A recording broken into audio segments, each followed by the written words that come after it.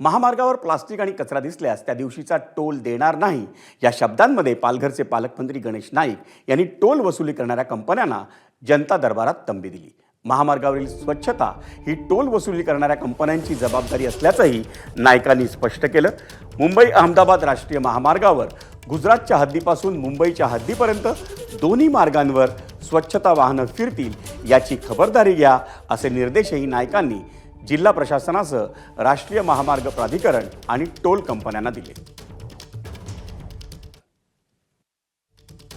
Toll घेतो ना, मग त्या ठिकाणी त्या अथॉरिटीची एक टेम्पो म्हणजे जो इझिली प्लास्टिक पडलेली बॉटल बिटेल काय असेल ती टाकणार, सकाळी तिथून एक निघाली पाहिजे आणि तिथून एक निघाली पाहिजे।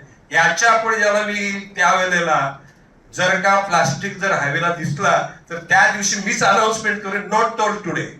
काय बोले, आज टोल नाही। आणि ज्या ती यंत्रणा त्या यंत्रणेला जर या गोष्टीचं महत्व वाटत असेल तर त्यांनी त्या भर हुकूम त्या ठिकाणी काम केलं पाहिजे। एबीपी माझा, उघडा डोळे बघा नीट।